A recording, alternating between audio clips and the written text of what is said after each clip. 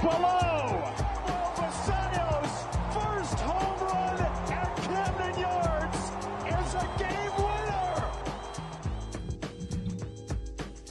Yo, yo, yo, what is going on, Orioles fans? Welcome back to Orioles Theory, your number one-stop shop for all Baltimore Orioles news. I'm your co-host and creator of O's Theory, Tyler Barbara. Sadly, I'm riding solo dolo today as Jake and Clay could not make two nights recording, but I'm here to break down the Orioles' encouraging series victory in Tampa Bay, along with some potential players that are mounting a comeback to the major league roster. We'll talk about two players that should be approaching the Orioles major league roster soon. And then we're also going to do a little bit of a preview for the upcoming Yankees series back in Baltimore. But before we dive into all of that stuff, let me give you a quick shout out to our sponsor, O Squared Residential Design. Look, we know what it takes to build a winning team, and O Squared knows what it takes to build winning spaces. They're a woman-owned, family-operated company right here in Maryland, specializing in kitchen and bathroom renovations. Whether you're looking to restore, replace, or completely remodel, they deliver excellence in every square inch, serving homeowners across the state of Maryland. Check them out at osquaredesign.com. That's osquaredesign.com. What looked like a potential four-game sweep at the Trop turns into a pretty damn good 3-1 series victory for the Orioles. They lose tonight's game 7-6 in heartbreaking-ish fashion. They had multiple opportunities to run away with the game, but old friends came back and bit the team in the ass. Old friends also helped the team get back in the lead. It was a really, really interesting game, one of the better games all season, but it does seem like the Orioles most times are on the losing side of those great games. You look back at that series opener in Fenway when the Red Sox were riding their 14-game winning streak, and the Orioles couldn't get it done when Tyler O'Neill almost delivered a game-tying single in the bottom of the ninth inning, against Aroldis Chapman. And then today, you had Pete Alonso, guys on first and third, one out in the bottom of the eighth inning, and he swings through a changeup. And I'm not going to come out here and get mad at Pete, because Pete's been so damn good for this team recently, and he is a big reason as to why the Orioles are still tied for a playoff spot. But while you would have liked to win 4 games in a row, especially against a division rival, you have to be okay with the way that this team is playing. And I'll preface this by saying, yes, tonight's loss was a gut punch, and it was one that we'd like to have back. Yannier Cano wasn't sharp. He was a big reason as to why the Orioles lost.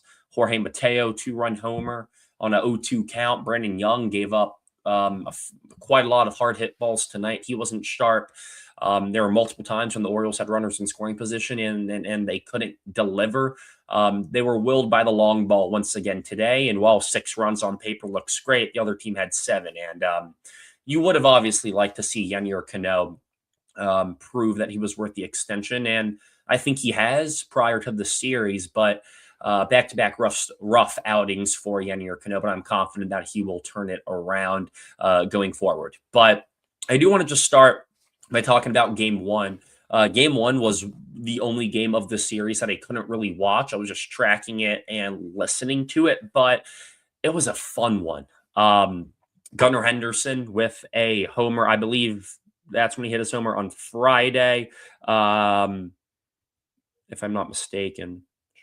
Yeah, Gunnar Henderson, 4-for-4 day on Friday, 2 extra base hits. Chris Bassitt gave you a workhorse start, his first start since returning from the 60-day IL, 5 1/3 innings, 5 hits, 2 earned runs. I mean, against a really, really pesky Tampa Bay Rays lineup, that's exactly what you needed from Bassitt, rather I say, what you expected. But 5 1/3 from Chris Bassitt on Friday. He was great. Pete Alonso 2 for 5.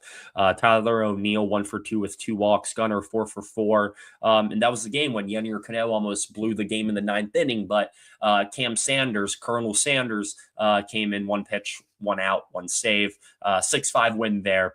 No complaints on my end. And then Saturday, you move that over, and this was a very, very, very nerve-wracking game. 4-3 the O's took an early lead and then they gave it right back in the third, and then they went up 3-1. And then the Rays just started punching back, fighting back, and some defensive miscues, some poor late game pitching from Andrew Kittredge sent this game into extra innings where luckily the Orioles were able to prevail. And the Orioles don't win games like that last season. The Orioles, they've won a few games like this throughout the season, but they're not very good in one-score games, and we saw that today. But this was a game that the Orioles needed, and they came up when it mattered the most. And that's what I look at when I'm trying to still decipher whether this club is a playoff team or not. I look at how they look in close games, and on that game on Saturday, they looked like a team that wanted to be in the postseason playing, and they proved it. So 2-0 in the series there. Then you move to yesterday's game on Sunday. Just a complete and utter mashing and domination by Baltimore. 10-2 win, a 7-run, sixth inning. They did all their damage in the fifth and sixth innings. But the bats really are starting to turn around. Trevor Rogers, once again, gives you a quality start, 6 innings of 2-run ball, 7 hits, and 1 walk isn't necessarily what you want out of Rogers, but 6 strikeouts is encouraging. His fastball velocity is up. And I think that's a big reason as to why Rogers has had so much success as of late, especially in the summer. And I tweeted this out the other day that he went from a 93 mile per hour fastball to a 96 mile per hour fastball. And when you have such a deceptive arm slot that Rogers has with a great changeup, great sweeper, having a more high octane fastball is going to get you a lot more outs. And we're starting to see that now this summer with Rogers. And if he's a guy that can throw 95, 96 miles per hour with that devastating changeup, I mean, he is going to make $25 million in free agency, maybe even more. And I think the clock is ticking for Elias to, re-sign him. I think that the qualifying offer is certainly in play. But I would be very, very disappointed if the Orioles couldn't keep Trevor Rogers here in Baltimore just because of how good he has been over the past 2 seasons for us. But he's only gotten better. I feel like a lot of us look at his season last year in 2025 and say that was the best version of Trevor Rogers ever. And while the stats back it up, this season, he just looks like a more complete pitcher. No matter what, he's giving you length in his starts. Outside of some early starts in the season, that fastball velocity, like I said, the changeup looks a lot sharper than it was last season. He's pitching well to both righties and lefties. I think last year he was just really, really good against lefties, and righties knocked him up a little bit. But I'm looking at Rogers here, and I'm saying if the Orioles do make the playoffs, he has to be your game 1 starter. And I'm very happy that he's on our side. And then the bats, of course, Jackson Holliday 2 for 4 in that game with 3 RBIs, both hits coming against lefties. You love to see that development and production from Jackie against left-handed pitching. Completely takes out any sort of chance that Jeremiah Jackson comes in and platoons with him against lefties. And we saw Jeremiah Jackson against lefties tonight, and he did not look good. And we'll talk about JJ here in a little bit. But yesterday it was another game where Gunnar Henderson looked great. He would have had 2 extra base hits, would have had multiple RBIs, but two brilliant defensive plays by Tampa.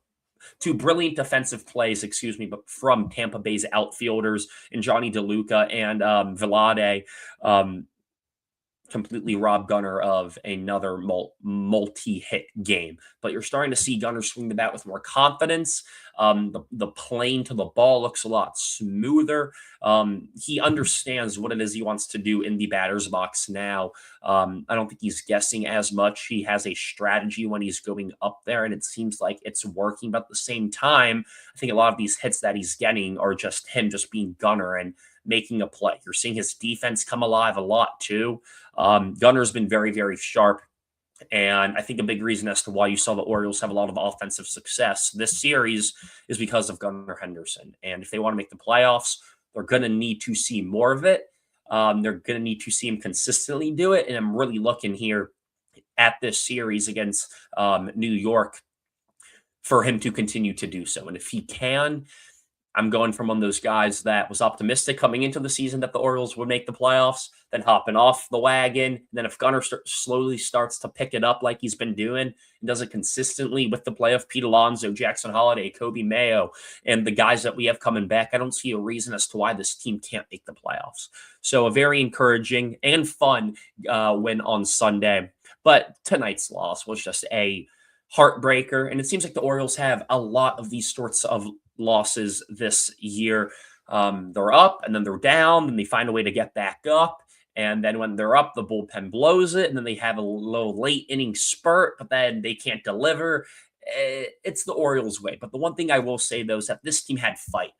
They could have rolled over on their backs when they were down 4-3 after Jorge Mateo hit a 2-run piss missile against Brandon Young. They could have said, you know what, today's not our day. But Pete Alonso, with arguably the swing of the season, in my opinion, impressive-wise, like how impressed I was with the swing. He took an 87-mile-per-hour down and away slider the other way. Super impressive. Tie the game up at 4 apiece. And then Christian Encarnacion Strand, the legend continues. Like I said, a skyscraping home run that almost hit the ceiling of Tropicana Park. And the O's go up 6-4. But after that, in the 5th inning, the bats just run dead for the next 4 innings. They had opportunities. They had runners in scoring position. They had 14 hits, but they left 10 on base, whereas Tampa Bay only left 7 on base. And those are the times that you look back and you say, you know what, we could have had this one if our offense just had a little bit more production in the later end of the game. But obviously you point the finger at the pitching, specifically to Brandon Young and Yennier Cano. I will say Cano probably has, more guilt on his mind. The O's were up by 2. It was the 7th inning, all this, but you need a better outing from BY there. He gave up 3 home runs, 8 hits, 4 earned runs. I mean, he just has not looked sharp in his past couple of starts. The one against the Twins didn't even look sharp, in my opinion. His start against the Angels, the worst offense in the league, did not look sharp, in my opinion. He has not looked good in the month of August, even his final start in July against the Phillies. I am a little bit nervous about BY, but I'm hoping now with a healthy Chris Bassett, he will help pick up Brandon Young, who seems fatigued now. I mean, he has now pitched in 21 games. He's at 117 innings. I mean, that's a career high for BY, who's been a minor league pitcher for all of his career, a majority of his career. And when you're bringing up a guy who's 26, 27 years old to pitch 150 innings for you, sometimes he might not be able to do it, especially late in the season. So maybe we do see Povich get called back up again to give a spot start here and there, Trey Gibson maybe. But I would like to give BY his rest because he carried this rotation through the early parts of summer and in the late spring. But the wheels are starting to fall off for him a little bit. And I'm not going to say I expected it, because when BY was at, the peak of his game, we were all like, okay, great, now you have a pitcher for next season. And I was talking about how Drew French gave the Orioles a number 4 starter next season. And at the worst case scenario, he's just a Dean Kramer for the next 4, 5, 6 seasons, however long you have him for. And you're okay with that. But I don't think BY is the, top of the rotation arm that a lot of us talked ourselves into him being. And then obviously Yennier Cano couldn't even record an out. 3 hits, 1 hit by pitch, 3 earned runs on his name. Josh Walker did a very, very good job limiting damage there. And the one go-ahead run by Johnny DeLuca, that was a fluke. It just bounced super hard in front of home plate, skipped right over Encarnacion Strand's head, and all of a sudden the Orioles are losing. And you look at games like this and you want them back. And there are multiple games like this that the Orioles have had this season. Some that come to mind are the Dodgers game when Ryan Helsley blew the lead, the Shane Baz start that he had the other day when you were up 4-1. Obviously going scoreless against the Phillies for 2 straight games after a really exciting 6-4 win. You want to have those back. But at the same time, there are games that the Orioles did not deserve to win that they did win, such as the July 29th 12-inning game against the Tigers when they were down 7-0. The game against the Red Sox where I previously talked about it. They lost 6-5. There are a boatload of wins that the Orioles would like to have back. But at the end of the day, you just got to be happy that they're in a position now to where if they played the brand of baseball that they've been playing for the past month or so, they will be in the playoffs. And right now they're sitting at 61 and 64. The Tigers are about to win. They're up 8-4 right now, so they're going to be tied with us. The Twins are up 4-0 right now. So the Orioles are looking at a two-way tie with the Tigers for the seventh spot in the wild card, or for the seventh spot in the playoffs. Excuse me, third spot in the wild card. Blue Jays are a half a game behind them. Twins, after they win today, should be a half a game behind. Guardians and Mariners were off today, but I don't know. I'm excited about this team again. I'm shocked that I'm excited about this team again. But that's what happens when you ride positive at bats, when you ride positive moments and experiences, and you rally behind guys like Pete Alonso, Christian and Encarnacion Strand. You get production. And that's what Gunnar Henderson's doing. That's what Tyler O'Neill and Kobe Mayo and Jackson Holiday are doing. Now, all I need to see is for this team to play complete, be a unit. Like if the offense is going to score 6 runs in the first 5, your pitching has got to back it up. Your bullpen has got to back it up. You've got to be a better team at all 3 phases of the game. They still haven't done that, but it is encouraging to see the offense finally have some grit, not roll over. Cam Sanders, high leverage arm for sure. Came out of nowhere, and he's been great. Same with Josh Walker, Alex Hoppe. These are 3 arms that went undervalued, Moneyball wise, right? Like no one wanted them. The Mariners traded away Hoppe. The Pirates DFA'd Sanders, and now they're pitching meaningful games for us in the dog days of August. And baseball is beautiful because you have guys who are fighting for their careers, fighting for a contract. And I think the team is rallying behind it. Guys like Joe Pozo, right? Like they're rallying around these guys and they're starting to feel like a family. They're starting to feel united again. And if they can continue to do that, I don't see why they can't take 2 out of 3 against the Yankees here. I don't see why they can't beat take the series against the Rays this weekend. They're playing motivated baseball. But the one thing that will suck is if they just completely roll over and go 2-4 in their next 6 games against these divisional opponents. They got to continue riding this wave of momentum.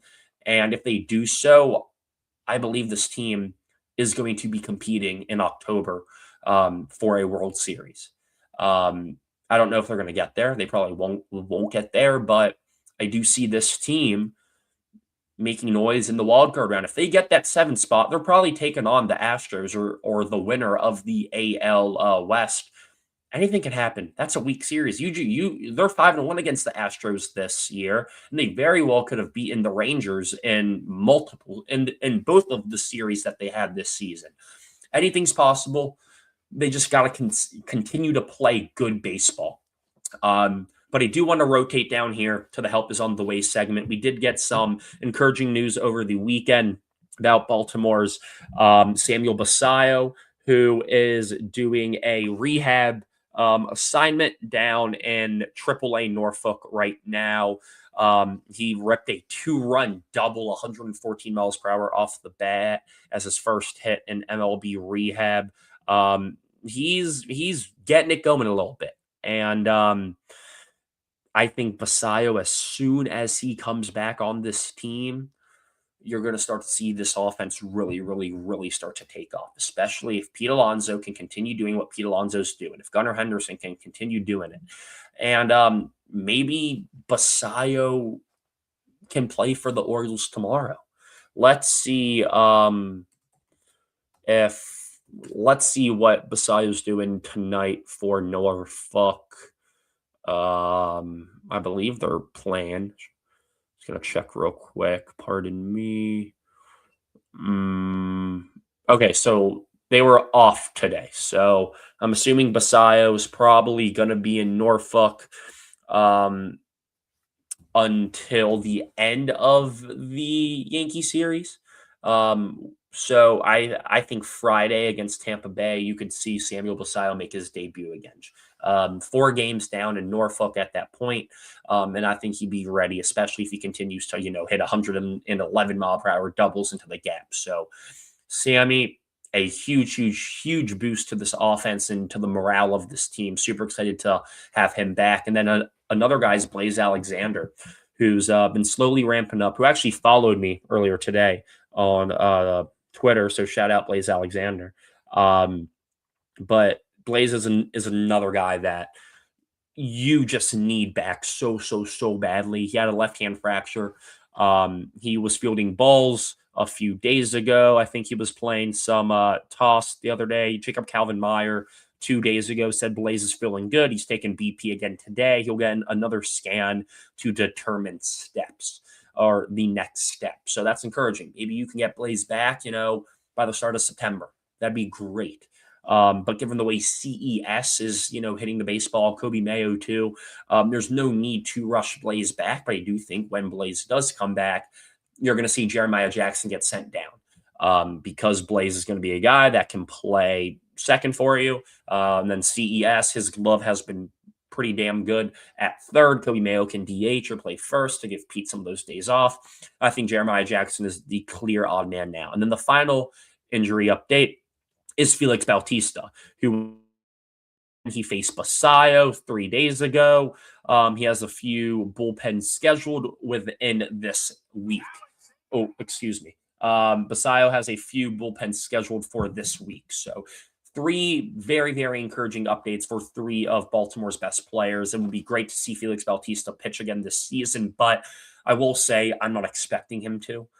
You saw how he looked last year, and he kind of looked like a shell of himself, and that's expected after Tommy John surgery. But after another one, you got to take it slow with him, especially with the way that Sanders is pitching, Ohapi's pitching. Like, you don't got to rush back Felix. If you got to wheel him back in a month for the final 2 series of the regular season, that's fine by me. But I don't want to see him back in like a week and a half if he's not ready. If he's throwing 95 miles per hour and has no feel for that splitter, I don't want to see him back. So take your time with Alexander. Take your time with Bautista.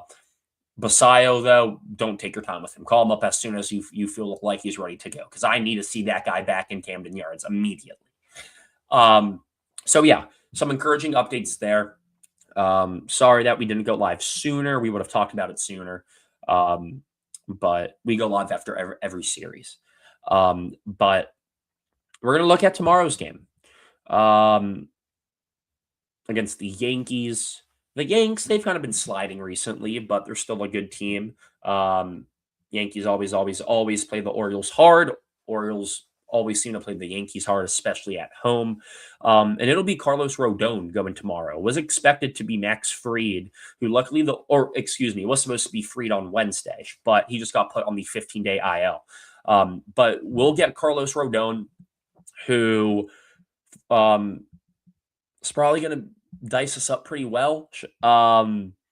Wait, hold on. Let me confirm this. I'm looking at the Real app. Let's look. All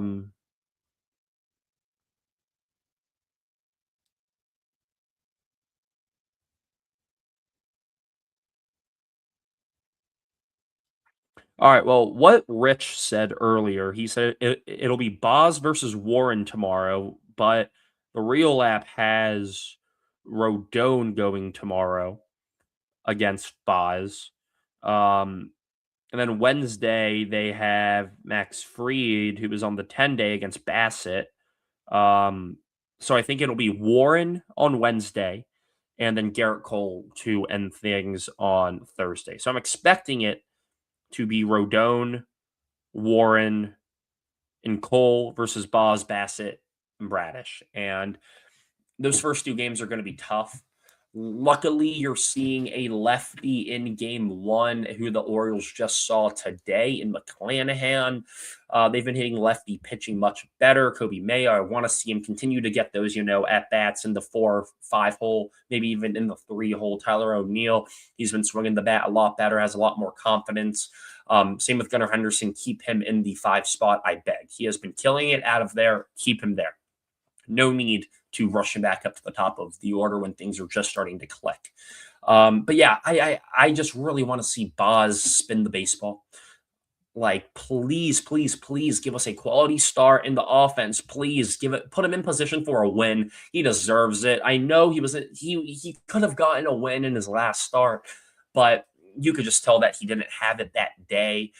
His velocity was down, didn't have control of that knuckle curve and change up and that cutter too. He was just a mess in that start. And Boz is one of those guys that I feel like he's been better at home this year. Just based the eye test, like the stuff just looks better. He seems more comfortable pitching at home. I really want to see that velocity get back up to 97 miles per hour, 98 miles per hour. Like, we're in the dog days, man. Like, I know you're tired, but you got to fight, dude. Like, now I don't want to see him get injured because he's been an injury prone pitcher and he's finally been healthy this year. No trips to the IL, knock on wood. But like Boz has got to give us one of the best starts of his season tomorrow, because tomorrow is such a big, big, big game. It's your first time at home in like a week. You gotta find a way to just put the team on your back and hope that they can give you the support that you need. And I think they will do that against Rodon, who I feel like the Orioles have rarely faced ever since he signed with them. He's always been injured or they've always just missed him.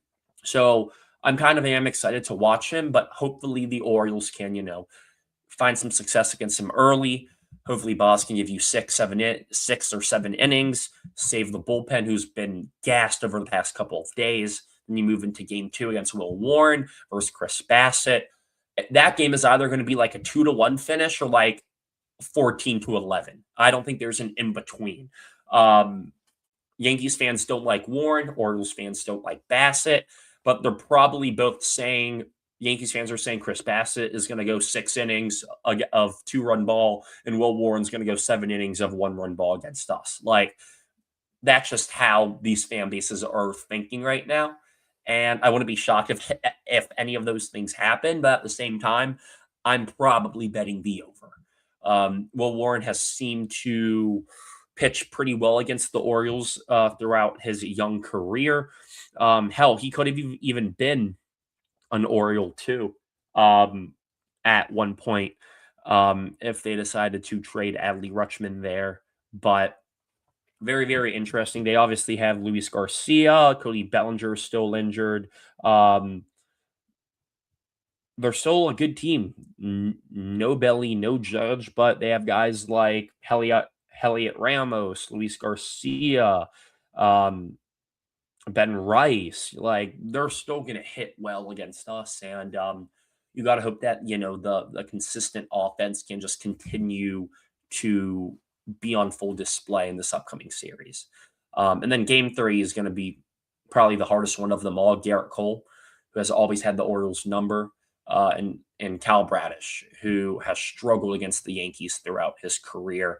Really hoping this can be, a pick-me-up start for Bradish, who looked good in his first start against Tampa,